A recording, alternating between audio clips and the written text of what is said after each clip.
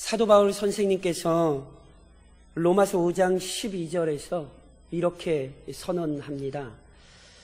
그러므로 한 사람으로 말미암아 죄가 세상에 들어오고 죄로 말미암아 사망이 들어왔나니 이와 같이 모든 사람이 죄를 지었으므로 사망이 모든 사람에게 이르렀느니라.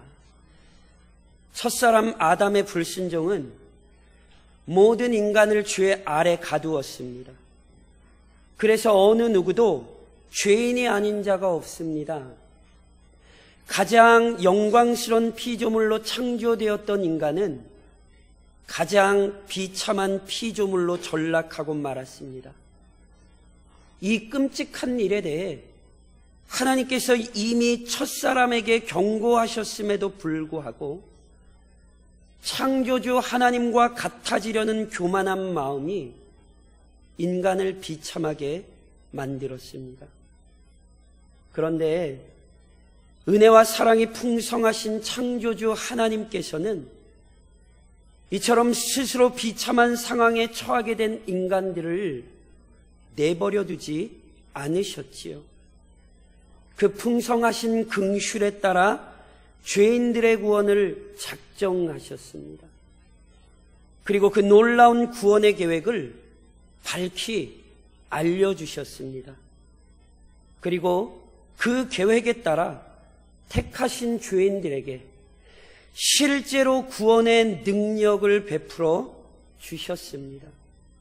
그렇기에 죄가 넘치는 이 세상 속에 순결한 믿음을 가진 자들이 존재할 수 있었습니다. 아벨처럼 온전한 예배를 드리는 자들도 생겨났고, 에녹처럼 하나님과 동행하는 은혜도 누릴 수 있었습니다. 노아처럼 신실하게 하나님의 말씀에 따라 순종할 수도 있었지요. 그 은혜와 사랑 때문에 하나님을 부인하고 하나님의 말씀을 대적하며 하나님을 믿는 자들을 핍박하는 현실 속에서도 묵묵히 믿음을 지킨 자들이 존재했습니다. 앞서 본서에서 살펴보고 있는, 즉 히브리서 11장에서 살펴보고 있는 믿음의 사람들에 관한 기록들이 모두 이러한 내용들 아닙니까? 부패한 세상 속에서도 믿음을 가지고 하나님을 섬기는 자들에 관한 이야기, 그 믿음의 행렬, 그것을 우리가 지금 살펴보고 있지요. 그런즉 이 모든 것들이 은혜로부터 시작되었다는 사실을 이해하고 우리는 이 믿음의 행렬을 살펴보며 우선 하나님의 은혜에 감사해야 합니다. 참으로 부패하고 패역한 죄인들에게 영원한 생명을 베풀어 주시고 믿음으로 살아갈 수 있는 능력을 허락하신 그 은혜를 송축해야 마땅합니다. 동시에 그 은혜를 의지하여 온전한 믿음으로 살아갈 것을 결단해야 합니다. 인류 역사를 통하여 명확히 드러난 이 믿음의 행렬에 나 자신 역시 동참해야 합니다. 사랑하는 성도 여러분, 잊지 마십시오. 여전히 이 조국은 이름도 알지 못하고 진짜로 있지도 않은 우상에게 수많은 사람들이 숭배하는 민족입니다. 아무리 이 땅에 십자가가 많이 세워졌다고들 얘기하지만 여전히 이 땅의 우상 숭배는 팽배해 있는 것이 명확합니다. 그런데 그 사람들 중에 하나님의 은혜로 구원함을 얻어 지금 이 자리에서 예배드리고 계시다는 것이 얼마나 큰 영광입니까? 그러니 그 은혜에 감사하셔야 하고 그 은혜 안에 살기를 작정하셔야 하는 거예요. 아무리 연약한 믿음이라 할지라도 그 믿음은 하나님의 선물입니다. 그러니 믿음으로 살아야 하는 책임을 이러저러한 핑계로 외면하지 마십시오. 오직 내 안에 믿음을 허락하신 하나님께 감사하면서 더 견고한 믿음의 사람으로 성장하며 믿음의 열매를 맺기를 소망하셔야 합니다.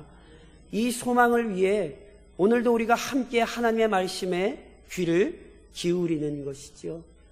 오늘 본문을 이해하면서 우선 우리가 명확히 기억해야 할 것이 있습니다.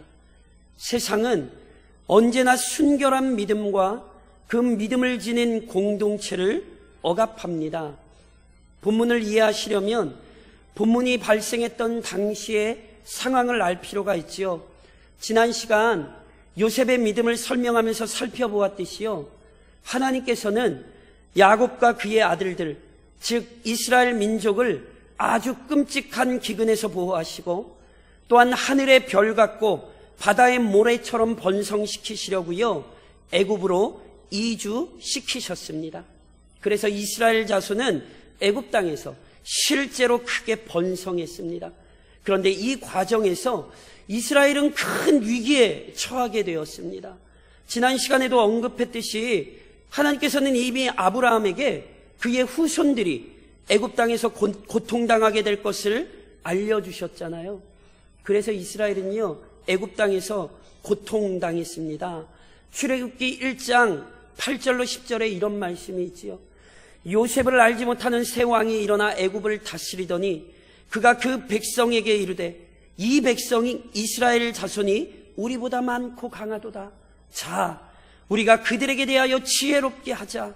두렵건대 그들이 더 많게 되면 전쟁이 일어날 때에 우리 대적과 합하여 우리와 싸우고 이 땅에서 나갈까 하노라 하고, 하나님께서 은혜를 주셔서 이스라엘 백성이 번성했을 때에 이것이 바로와 애굽 사람들에게는 큰 두려움이 되었습니다. 그래서 바로는 이스라엘을 애굽의 종으로 계속해서 부려먹기 위해 이스라엘이 강성해지지 못하도록 심하게 핍박하고 억압하기 시작합니다.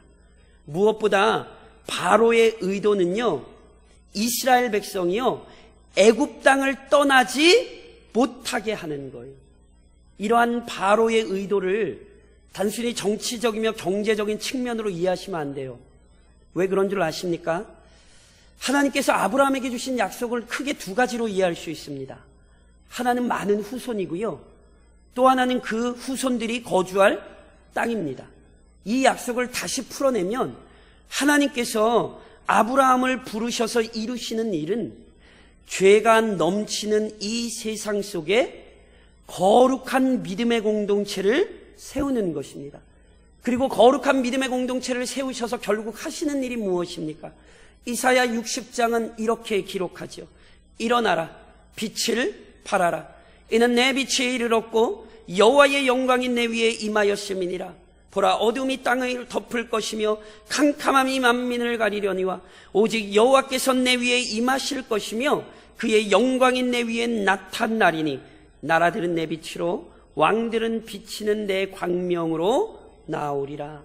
하나님의 영광이 이스라엘 백성에게 임하여 결국 이스라엘을 통하여 하나님의 영광이 드러나고 열국이 하나님 앞으로 나오는 것, 이것이 하나님의 계획이셨습니다. 이 계획을 위하여 아브라함을 부르셨고 많은 후손을 주셨으며 그들이 거주할 땅도 주시려 한 것이지요. 그런즉 바로가 이스라엘을 학대하고 애굽 땅에서 못 나가도록 붙잡아 두려 하는 것은요, 단순히 한 민족이 다른 민족을 괴롭히는 문제가 아닙니다. 바로의 계획은 하나님께서 이스라엘을 통하여 이루시는 위대한 구원 계획을 대적하는 행위였어요. 이스라엘 백성이 가나안을 차지하여 하나님의 영광을 드러내야 하는데 그것을 막으려 한 거예요. 한낱 피조물이 창조주 하나님의 권위에 도전한 것입니다. 그러니 당연히 바로의 계획이 이루어질 수 없지요. 그래서 출애굽기 1장에 이런 말씀이 있어요. 그러나 학대를 받을수록 더욱 번성하여 퍼져나가니 애굽 사람이 이스라엘 자손으로 말미암아 근심하여. 바로가요, 이스라엘 백성 때문에 이스라엘의 번성으로 근심하여 핍박했죠. 그런데 핍박에서 이스라엘 백성이 쇠퇴했습니까? 아닙니다. 오히려 더 번성했어요. 바로의 학대에도 불구하고 이스라엘 자손은 더욱 번성했고요.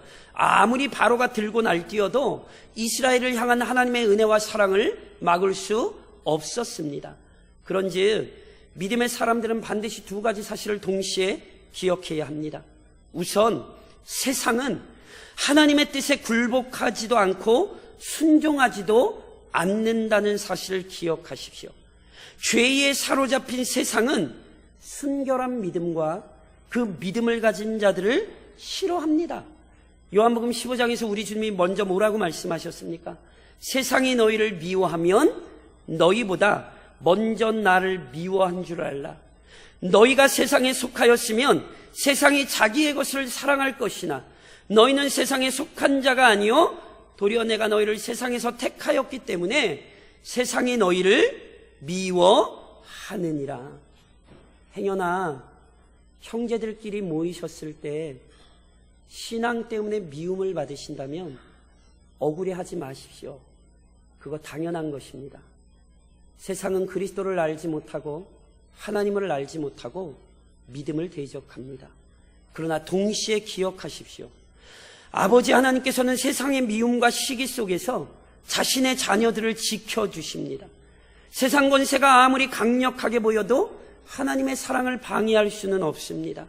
그 하나님의 보호하심을 받는 자들을 멸망시킬 수 없습니다.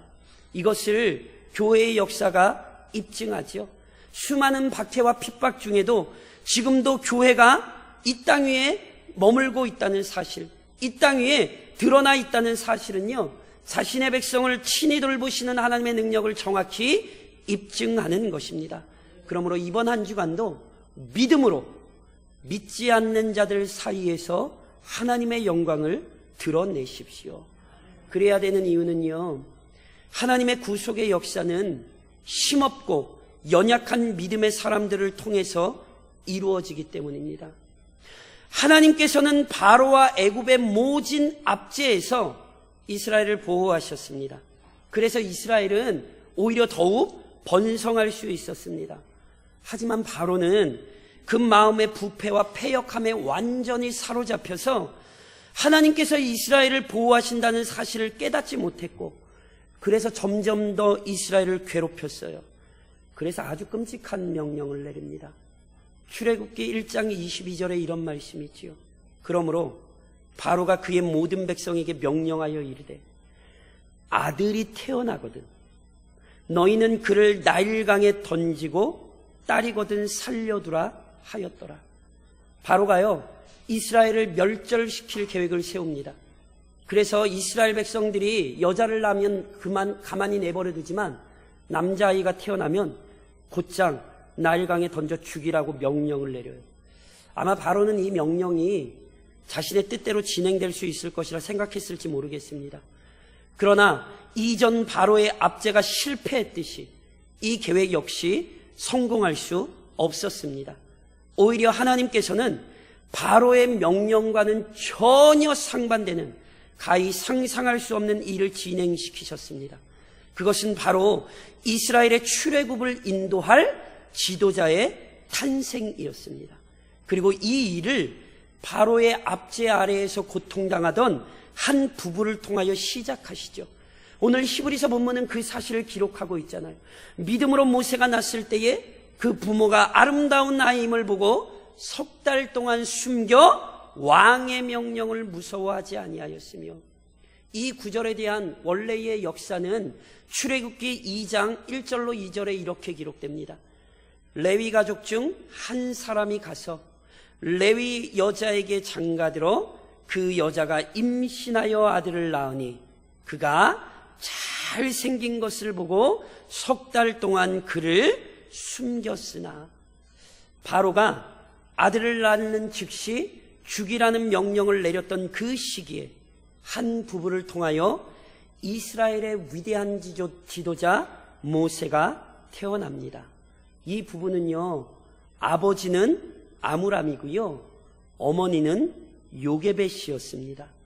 이 부부, 즉 아므람과 요게벳은 이미 아론과 미리암이라는 자녀를 낳고 살고 있었는데, 남자아이를 죽이라는 명령이 떨어지던 그 시기에 또 다른 아들을 낳은 것입니다. 생명의 탄생이 얼마나 기쁘고 감사한 일입니까? 그런데 그 아들을 죽이라는 명령이 떨어졌으니 부모의 심정이 어떠했겠습니까? 그런데 이 부부는요, 바로의 명령대로 아이를 죽이지 않고 숨깁니다. 이것은 아주 큰 결단이었습니다. 만일 바로의 명령을 거부한 것이 들통이라도 나는 날엔 태어난 아들은 말할 것도 없고 온 가족이 한꺼번에 목숨을 잃게 될 수도 있는 위험한 결정이었지요. 그럼에도 불구하고 이 부부가 자신들의 아이를 숨긴 이유가 있습니다. 출애굽기에 보면 그 이유에 대해 아들이 잘생긴 것을 보았기에 숨겼다고 기록하고 있잖아요. 오늘 본문 히브리서에서도 그 아들이 어떤 아들이었대요? 아름다운 아이였다고 표현하지요. 이는요, 단순히 외형에 대한 서술이 아닙니다. 오랜만에 이미 자녀들 오고 하셨죠. 아들 잘생겼습니까? 못생겼습니까? 아무도 대답을 안. 모세보다 잘생겼어요? 못생겼어요? 오랜만에 봤더니. 아유, 쑥스러우시죠? 고슴도치도요, 지 자식은 이쁘대요. 그러니까 이 표현을 단순히 부모로서 자녀에게 갖는 인간적인 감정으로 생각하시면 안 돼요. 이것은 지금 그런 감정을 서술한 게 아니에요. 이 사실을 오히려 사도행전 7장의 스데반 집사님은 이렇게 표현을 했어요. 그때에 모세가 낳는데 하나님 보시기에 아름다운지라. 그의 아버지 집에서 3달 동안 길리더니. 모세가 태어났는데 누구 보기에 아름다웠다고요? 하나님 보기에 아름다웠다는 거예요. 그러니까 분명히요, 모세가 갓난 아이였음에도 불구하고 그 갓난 아기에게서 하나님께서 부여하신 영광이 드러났던 거예요. 이것이 정확히 어떤 것인지는 우리로서는 알 방법이 없습니다. 그런데요, 이 부분에 관하여 유대 역사학자 요세푸스가 유대 역사책을 기록하면서 이런 얘기를 남겼어요. 하나님께서 모세가 태어나기 전에 그의 아버지 아므람의 꿈에 나타나서 그가 낳는 아들이 이스라엘의 위대한 지도자가 될 것이라는 사실을 알려주셨다는 거예요. 이것을 요세푸스라는 사람이 유대 역사책에 기록을 해요. 물론 성경에는 없습니다. 이것이 맞는지 틀리는지 우리로는 알 수 없습니다. 그러나 대부분의 많은 성경학자들이요, 하나님께서 이미 모세의 부모들에게 모세를 통하여 이루시고자 했던 계획을 알려주셨다고 이해합니다. 그러니까 부모들은 단순히 아이의 생김새에 감탄한 것이 아니라 아이를 처음에 보자마자 그 아이를 통하여 이루어질 하나님의 위대한 계획을 확신했던 것이죠. 그리고 이것은요, 실은 불가능한 일이 아닙니다. 이미 성경에 이와 엇비슷한 일들이 많이 있었습니다. 이미 우리가 살펴봤던 야곱과 에서의 이야기를 살펴볼 때 어떤 이야기를 살펴봤습니까? 그 두 아들이 이미 어머니 리브가 태중에 있을 때에 하나님이 그 아들들의 인생에 대해 다 이미 말씀해 주셨잖아요. 큰 자가 어린 자를 섬기리라. 그것만 아닙니다. 신약 성경으로 가시면요, 제사장 사가랴와 그의 아내 엘리사벳에 대한 이야기가 나오지요. 이 부부가 원래 애가 없었어요. 그리고 애를 가질 수 있는 여자의 상황도 아니었습니다. 그런데 천사가 나타나 엘리사벳에게 그가 아이를 낳을 것을 알려주었지요. 그 아버지 스가랴에게도 그 사실을 이미 알려주었습니다. 그래서 그 사가랴와 엘리사벳은요, 자신의 아들이 하나님 나라를 준비하는 영광스러운 아들이라는 사실을 이미 알았다니까요. 그러니 모세의 부모들 역시 하나님께서 알리신 뜻을 통하여 충분히 이 아들이 하나님의 뜻을 이룰 것을 확신했을 것이 분명합니다. 그랬기에 이들은 바로의 명령에 굴복하지 않았던 것입니다. 비록 바로의 권위 아래에서 억압받고 핍박받던 힘없는 자들이었지만 하나님의 약속을 알았고 하나님의 말씀을 알았기에 믿음으로 응답할 수 있었고 결국 하나님께서 이루실 일에 동참한 자들이 되었습니다. 사랑하는 성도 여러분, 잊지 마십시오. 비록 연약하더라도 믿음으로 우리는 하나님의 일을 이루는 것입니다. 우리의 힘이나 능력이 하나님의 뜻을 이루는 것이 아니라 믿음을 가진 자들을 통하여 하나님께서 지금도 일하고 계시다는 사실을 반드시 기억하십시오. 그리고 그 모세의 부모는요, 모든 역사를 주관하시는 하나님의 능력을 끝까지 신뢰했습니다. 모세의 부모들은 바로 왕이 아니라 하나님의 약속을 신뢰했기에 태어난 아들을 죽이지 않고 숨겼습니다. 하지만 이 아들을 계속하여 숨겨서 기르는 것은 불가능합니다. 오히려 자신들의 행위가 발각이 되면요, 이 아들의 생명이 위태롭게 될 것이 분명했습니다. 그래서 모세의 부모들은 아들을 살리기 위해 또 다른 방법을 사용합니다. 그것이 출애굽기 2장 3절에 이렇게 기록되어 있죠.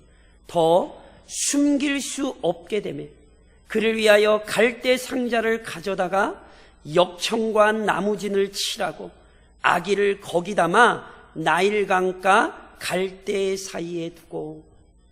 모세의 부모들이요, 갈대 상자를 하나 만들고 그 안에 아들을 담아 나일강에 띄웁니다. 착각하시면 안 됩니다. 이것은 그냥 될 대로 되라는 식의 무책임한 행동이 아닙니다. 어떤 학자들은요, 마치 노아에게 방주에 대해 알려주셨던 것처럼 하나님께서 직접적으로 이 행동에 대해 알려주셨다라고 이야기하는 학자들도 있습니다. 그것은 모릅니다. 분명한 것은 모세의 부모는 자신들이 할 수 있는 최선의 방법을 취한 것입니다. 실은 지난 3개월 동안도 온 가족의 목숨을 걸고 모세를 숨겼잖아요. 하지만 자신들이 이 아들을 온전히 책임질 수 없다는 사실이 너무너무 분명해요. 부모가 자녀를 끝까지 책임질 수 없다는 자신들의 한계를 너무너무 잘 알았어요. 오직 하나님 외에는 이 아들을 보호하실 분이 없다는 사실을 잘 알았습니다. 그래서 믿음으로 무리에 띄운 것입니다. 성경은 오늘 분명히 우리에게 이렇게 얘기했어요. 이들이 믿음이 없어 버린 것이 아니라 믿음이 있었기에 이 아들을 무리에 띄운 거예요. 그리고 이들의 행위가 믿음이었다는 사실은 이후 진행되는 상황을 통해 확인되죠. 부모들이 모세를 담은 갈대 상자를 나일강에 띄었을 때 모세의 누에 미리암이요, 그 상자가 어떻게 되나 멀리서 지켜보고 있습니다. 그러니 이것은 미리암만 한 것이 아니라 이미 가족들이 다 짜고 어떻게 될 것인가를 지금 기대하고 기다리고 있는 거예요. 그랬더니 그 결과 어떻게 됩니까? 출애굽기 2장 5절로 6절에 이렇게 기록하죠. 바로의 딸이 목욕하러 나일강으로 내려오고 시녀들은 나일 강가를 거닐 때에 그가 갈대 사이에 상자를 보고 시녀를 보내어 가져다가 열고 그 아기를 보니 아기가 우는지라 그가 그를 불쌍히 여겨 이르되 이는 히브리 사람의 아기로다. 하나님께서요, 바로의 딸이 이 상자를 발견하게 하셨습니다. 그리고 하나님께서는 바로의 딸의 마음을 움직이셨어요. 바로의 딸이요, 이 아기를 보고 알았어요. 이는 히브리 사람의 아기로다. 다시 말하면 무슨 얘기인지 아세요? 지금 자신의 손에 있는 이 아기는요, 자신의 아버지 바로가 그토록 미워하고 증오하여 낳자마자 죽이라고 했던 바로 그 대상이에요. 그러니까 자기 아버지의 진노의 대상이고 심판의 대상이란 말이에요. 그런데 바로의 딸은 그 아버지 바로와는 달리 그 아이를 향하여 긍휼을 품습니다. 제가 딸이 셋인데 이걸 보고 무서워졌어요. 그렇죠? 아버지와는 전혀 다른 마음을 품었어요. 그게 은혜라는 것 아십니까? 그리고 그 긍휼은 행동으로 이어졌죠. 곧이어 출애굽기 2장은 우리에게 이렇게 알려줘요. 그의 누이가 바로의 딸에게 이르되 내가 가서 당신을 위하여 히브리 여인 중에서 유모를 불러다가 이 아이에게 젖을 먹이게 하리까? 바로의 딸이 그에게 이르되 가라 하매 그 소녀가 가서 그 아기의 어머니를 불러오니 바로의 딸이 그에게 이르되 이 아기를 데려다가 나를 위하여 젖을 먹이라. 내가 그 삭스를 주리라. 여인이 아기를 데려다가 젖을 먹이더니 그 아기가 자라매 바로의 딸에게로 데려가니 그가 그의 아들이 되니라. 그가 그의 이름을 모세라 하여 이르되 이는 내가 그를 물에서 건져내었음이라 하였더라. 놀랍지 않습니까? 멀리서 그 상황을 지켜보던 미리암이 신속히 바로의 딸에게 가서 얘기하지요. 이 아이 살리고 싶지 않으세요? 제가 젖 먹일 유모를 좀 데려올까요? 아니나 다를까 바로의 딸이요 너무너무 당연하다든지 데려다 달래요. 그래서 미리암이 누구를 데려가요? 자기 어머니이자 그 아기의 어머니인 요게벳을 데려가죠. 사랑하는 성도 여러분, 이게 뭘 보여준 줄 아십니까? 모세의 부모가 스스로를 의지하지 않고 전능하신 하나님을 의지하였을 때 하나님께서는 부모와 자녀 모두에게 은혜를 베푸셨어요. 이들은 이 아들을 마음 놓고 하나님의 사람으로 기를 수 있었단 말이에요. 하나님께서는 하나님과 이스라엘을 대적하던 사람의 집에서 하나님의 뜻을 이루고 이스라엘을 인도할 지도자가 자라나게 하셨어요. 어떻게 이게 가능했냔 말이에요. 연약하고 부족하지만 하나님을 의지하는 믿음 안에서 순종하였을 때 하나님은요 감히 인간이 상상할 수도 없는 놀라운 일을 일으키셨습니다. 그런즉 사랑하는 성도 여러분, 지체하지 말고 담대히 믿음으로 순종하십시오. 하나님의 구속의 역사는요 하루아침에 이루어진 것 아닙니다. 아담이 불순종했던 죄의 문제를 해결하기 위해 그리스도께서 십자가를 지시기까지 참으로 오랜 시간이 지나야 했습니다. 또한 그리스도의 십자가 사건이 역사 속에서 성취된 후 지금까지 거의 2000년이라는 시간이 흘렀잖아요. 그리고 그리스도의 재림까지 또 얼마간의 시간이 흐를지는 아무도 모릅니다. 그런데 이 모든 역사는 하나님의 손길에 의해 진행됩니다. 다시 말하면 하나님께서 인간의 역사 속에서 철저히 자신의 뜻을 이루고 계십니다. 그리고 이때 하나님께서는 연약한 인간을 통하여 자신의 뜻을 이루십니다. 조금 달리 표현하자면 하나님께서 연약한 자들과 함께 일하고 계십니다. 이것이 참으로 놀라운 신비입니다. 지금까지 살펴본 믿음의 사람들 중에 연약하지 않은 자는 하나도 없습니다. 특별히 모세의 부모들은요 바로 왕, 애굽의 왕 바로 밑에서 압제받고 고통받던 힘없는 자들이에요. 요즘 한국 사회로 용어로 표현하면 갑질을 당하던 참으로 고통받던 을이란 말이에요. 그러니까 세상적으로 보자면 이들은 전혀 잘난 것을 하나도 가지고 있지 못해요. 하지만 그 연약한 자들이 하나님의 뜻을 알았을 때, 그리고 그 뜻이 이루어지기를 기대하며 믿음으로 순종하였을 때 하나님의 놀라운 역사가 일어난 거예요. 모세의 부모들은요 이 사실을 알기에 순종하는 일에 주저하지 않았지요. 순종하여 아들을 숨기기도 했고요, 순종하여 강물에 띄우기도 했어요. 그때 우리 하나님이 역사하신 것입니다. 이러한 성경의 질서는요 우리 주 예수 그리스도를 통하여서도 잘 드러나지요. 우리 주님은요 인간이신 척 하신 것이 아니에요. 그는 정말 우리와 동일한 인간이 되셨습니다. 그래서 우리 주님은요 우리가 겪는 모든 연약함을 다 아세요. 얼마나 피곤하셨으면 요동치는 배 안에서 주무셨겠습니까? 얼마나 허기가 지고 배가 고프셨으면요 길거리를 지나가시다가 무화과 나무에게 가서 먹을 것이 있나 뒤적거리셨겠냔 말이에요. 얼마나 고통스러우셨으면 십자가를 앞에 놓고 땀이 땅에 떨어지는 핏방울과 같이 되도록 간절히 기도하셨겠습니까? 우리 주님 역시 우리의 연약함을 다 지니고 계십니다. 하지만 우리 주님은 그 연약함 속에서도 하나님께 순종하셨죠. 그랬더니 로마서 5장 19절이 우리에게 어떻게 알려줍니까? 한 사람이 순종하지 아니함으로 많은 사람이 죄인이 된 것 같이 한 사람이 순종하심으로 많은 사람이 의인이 되리라. 우리 주님의 순종으로 말미암아 하나님의 놀라운 구원의 은혜가 이 땅에 성취된 것입니다. 잊지 마십시오.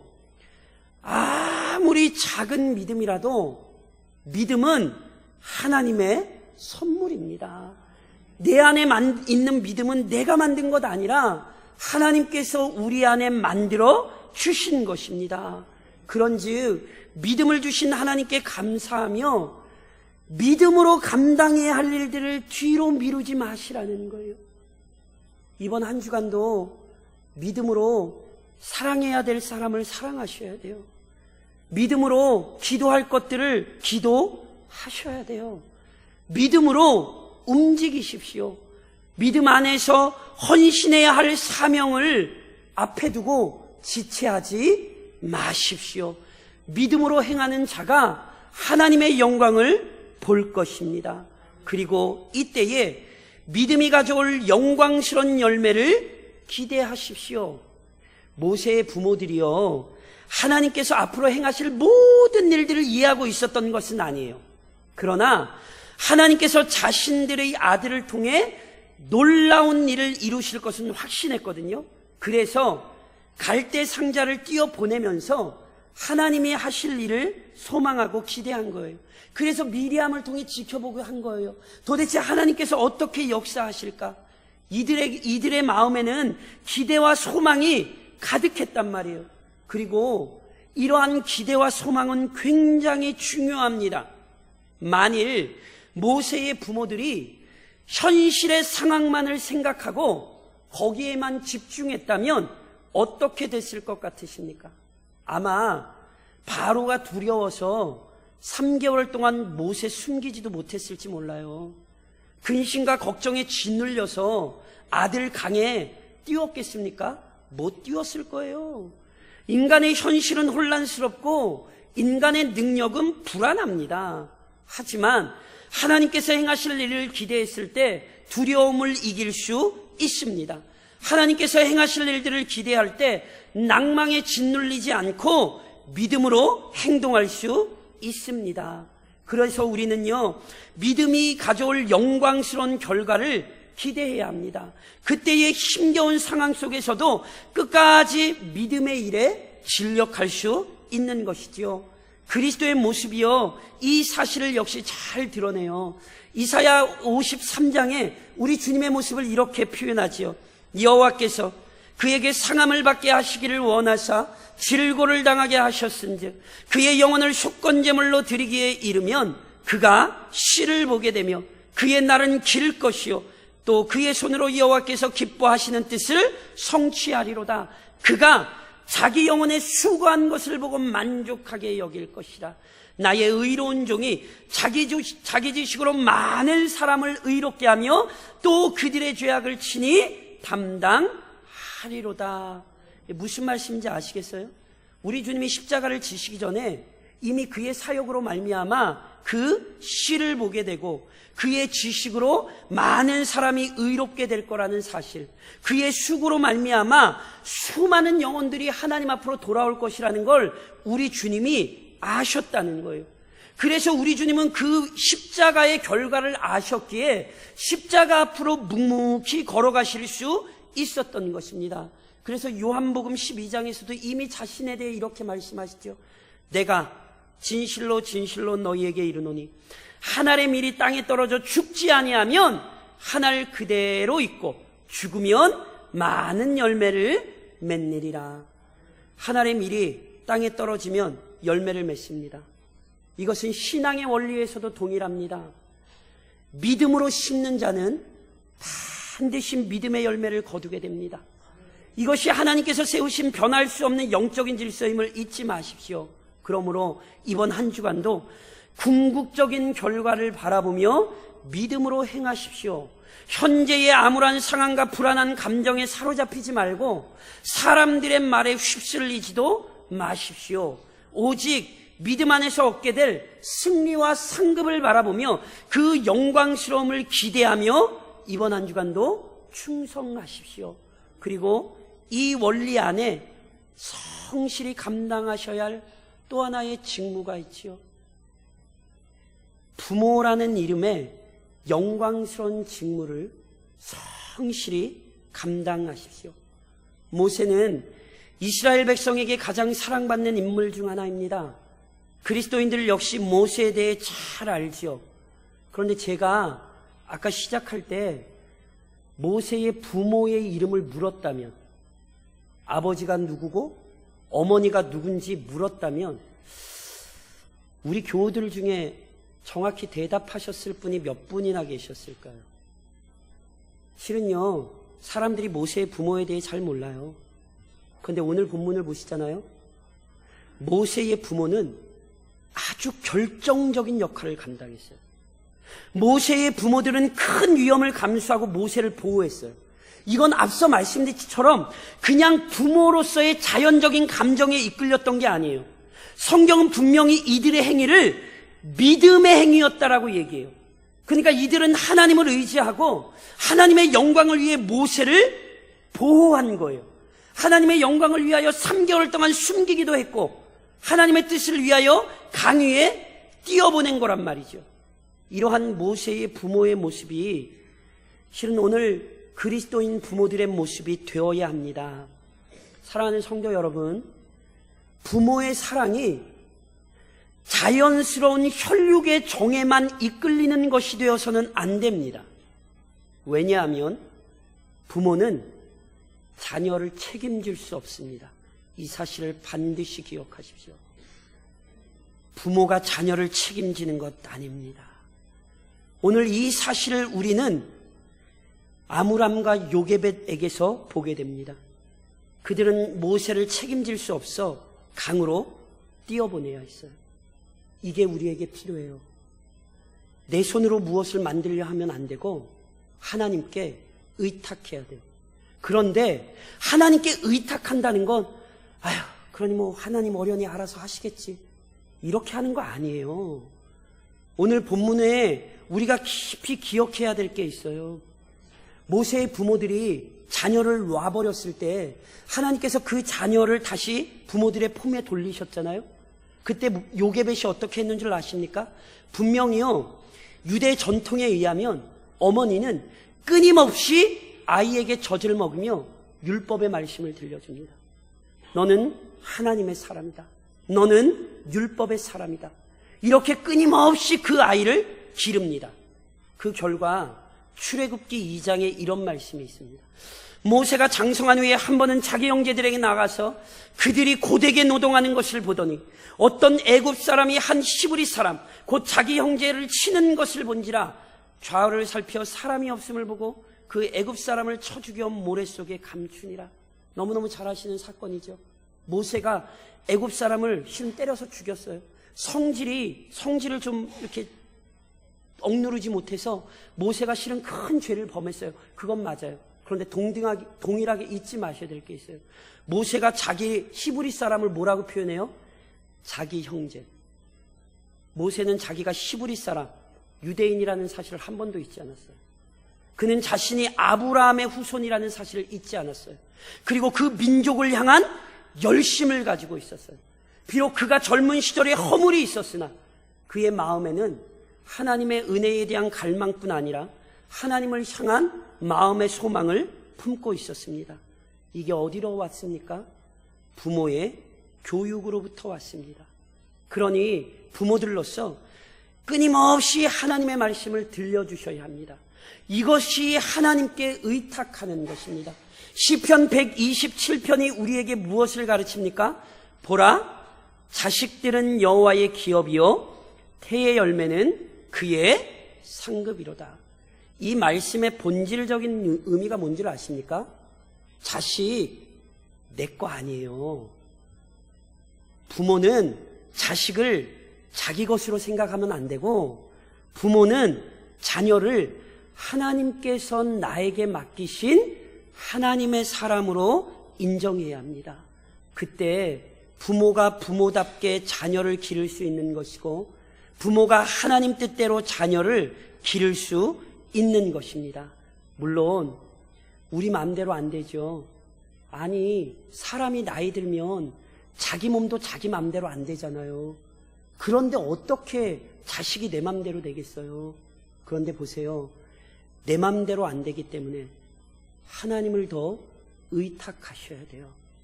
부모가 자녀를 어떻게 양육해야 되는 줄 아십니까? 저를 좀 따라 하십시오. 말씀을 들려주고 기도로 후원하며 삶으로 보여주는 것. 그렇게 하셔야 합니다. 말씀을 들려주고 끊임없이 그 뒤에서 기도하며 그에 앞서 믿음의 본을 보여주는 거예요. 모세의 부모들이 헌신했을 때 모세가 위대한 헌신자로 자랐다는 사실, 그것이 오늘 우리 가족에 임하기를 간절히 기도하시며 그 믿음 안에 거하시기를 우리 주님 이름으로 권면드립니다.